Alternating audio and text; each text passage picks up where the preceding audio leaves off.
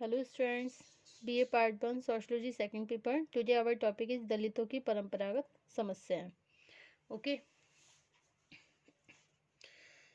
First problem क्या है इसमें? सामाजिक समस्याएं. दलितों की परंपरागत समस्या में सामाजिक समस्याएं, सोशल प्रॉब्लम, धार्मिक समस्याएं, रिलीजियस प्रॉब्लम, आर्थिक समस्याएं, इकोनॉमिक प्रॉब्लम, राजनीतिक समस्याएं, पॉलिटिकल प्रॉब्लम एंड सामाजिक विभेद की समस्या, सोशल डिस्क्रिमिनेशंस प्रॉब्लम.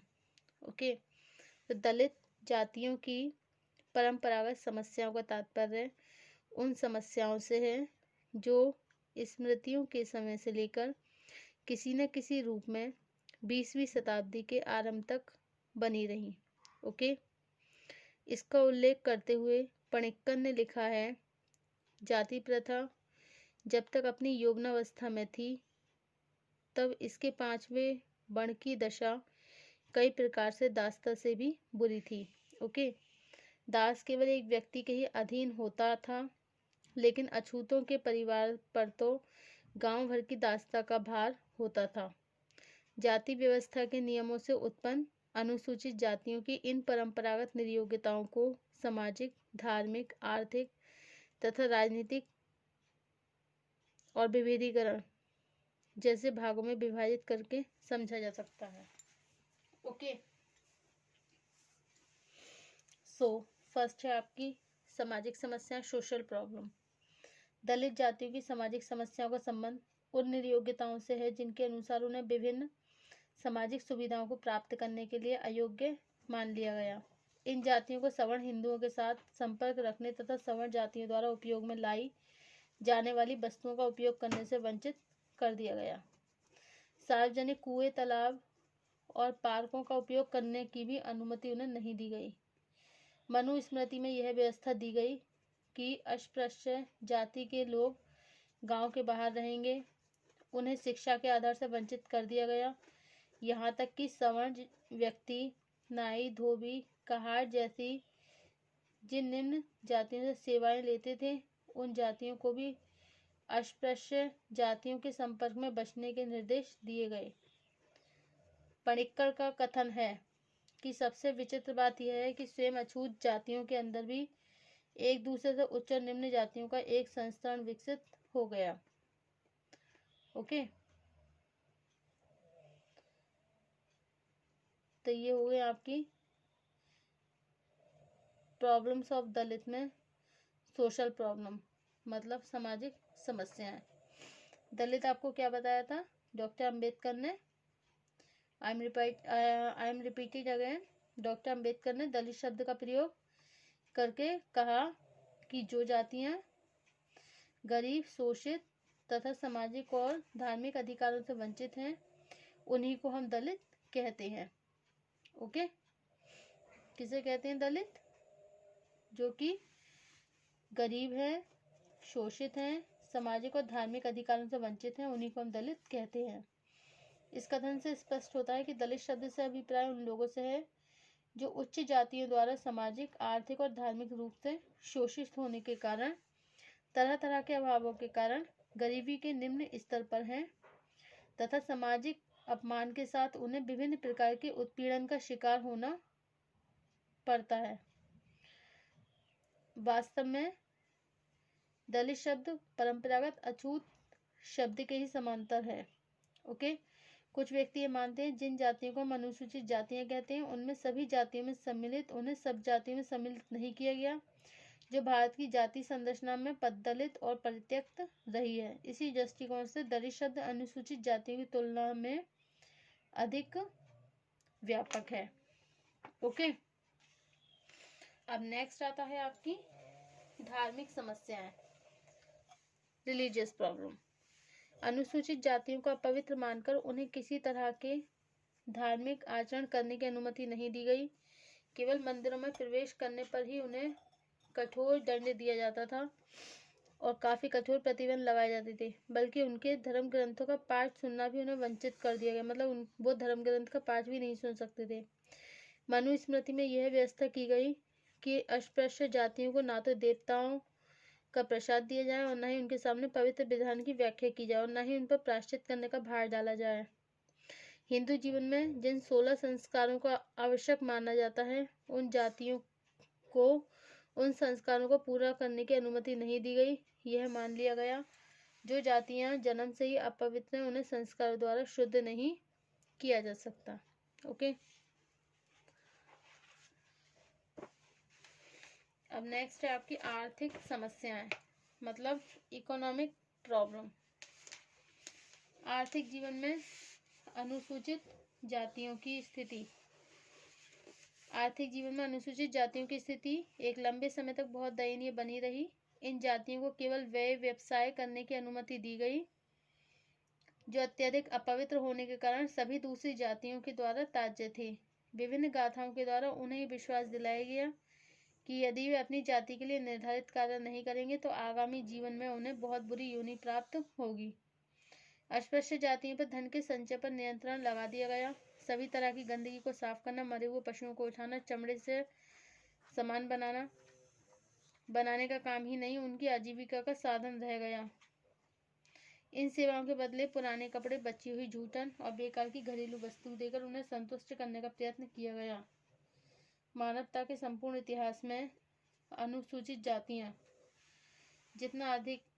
इन जातियों को जितना अधिक आर्थिक शोषण हुआ है, वैसा ही संसार के सभी दूसरे समाजों में देखने को नहीं मिलता।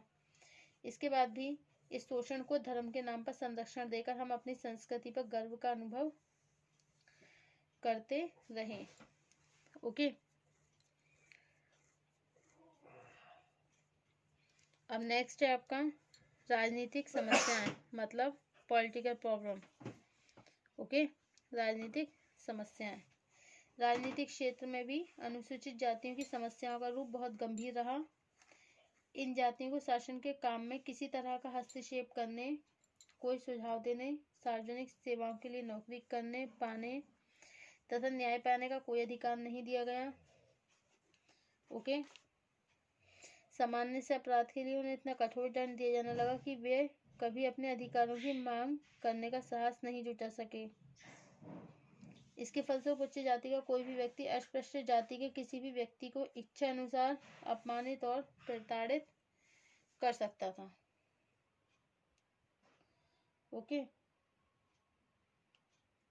वैसे ये जो इनकी समस्याएं दलित की, वो 4 भागों में बांटी गई हैं, लेकिन एक इसमें और भी है समस्या, सामाजिक विभेद की समस्या। ओके, भारत में दलित जाति की समस्याओं को सबसे पहले यहाँ के राष्ट्रीय स्वतंत्रता आंदोलन के दौरान अनुभव किया गया। यह पहला अवसर था जब डॉक्टर अंबेडकर के प्रयत्नों से यह महसूस किया जाने लगा कि अनुसूचित जातियों की स्थिति में सुधार किए बिना उन्हें राष्ट्र की मुख्य धारा से नहीं जोड़ा जा सकता।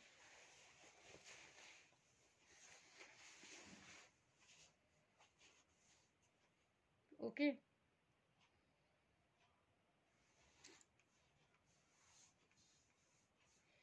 इसके फलस्वरूप महात्मा गांधी ने अस्पृश्य जातियों को हरिजन अर्थात ईश्वर की संतान कहकर उनके सामाजिक आर्थिक शोष को दूर करने पर विशेष बल दिया।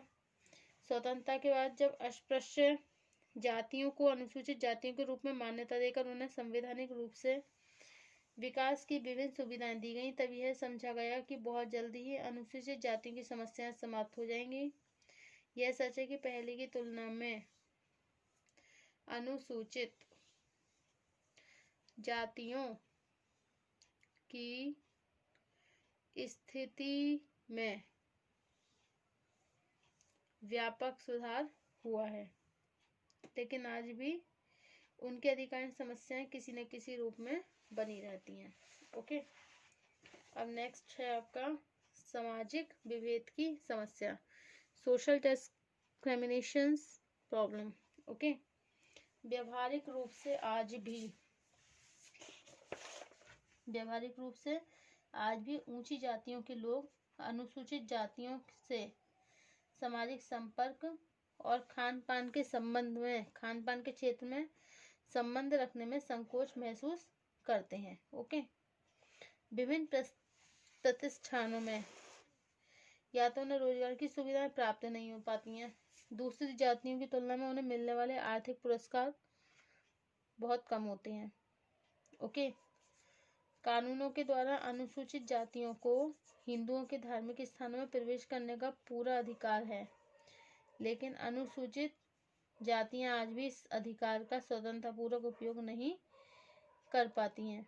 Okay, so this is the social discrimination problem. Okay, सामाजिक विभेद की समस्या। तो फर्स्ट क्या आ गया आपका? सामाजिक समस्याएं, धार्मिक समस्याएं, आर्थिक समस्याएं और राजनीतिक समस्याएं। अब हम बताएंगे आपको दलित जातियों की वर्तमान समस्याएं। नेक्स्ट टॉपिक है हमारा दलित जातियों की वर्तमान समस्याएं। ओके, अब नेक्स्ट है दलित जातियों की वर्तमान समस्या, कंटेम्प्रेरी प्रॉब्लम्स। ओके, तो भारत में दलित जातियों की समस्याओं को सबसे पहले यहाँ के राष्ट्रीय स्वतंत्रता आंदोलन के दौरान अनुभव किया गया। यह पहला था अवसर जब डॉक्टर अम्बेडकर के प्रयत्नों से ये महसूस किया जाने लगा कि अनुसूचित जातियों की स्थिति में सुधार किए बिना उन्हें राष्ट्र की मुख्य धारा से नहीं जोड़ा जा सकता। इसके फलस्वरूप महात्मा गांधी ने अस्पृश्य जातियों को हरिजन अथवा ईश्वर की संतान कहकर उन्हें सामाजिक आर्थिक ईश्वर ने संतान कहकर उनकी सामाजिक आर्थिक सोच को दूर करने पर बल दिया। स्वतंत्रता के जब अस्पृश्य जातियों के अनुसूचित जातियों के रूप में मान्यता देकर संवैधानिक रूप से विकास की विभिन्न सुविधाएं दी गई। ओके, और अनुसूचित जातियों की स्थिति में व्यापक सुधार हुआ, लेकिन आज भी उनकी अधिकांश समस्याएं किसी न किसी रूप में बनी हुई हैं। ओके, नेक्स्ट है उच्च जातियों द्वारा शोषण, मतलब दलित लोगों का उच्च जातियों के द्वारा शोषण होता है। ओके, नेक्स्ट क्या? हरिजन महाजनों द्वारा शोषण, तो हरिजन और महाजनों के द्वारा भी शोषण होता है। नेक्स्ट अंतरजातीय तनाव की समस्या, इसमें क्या होता है?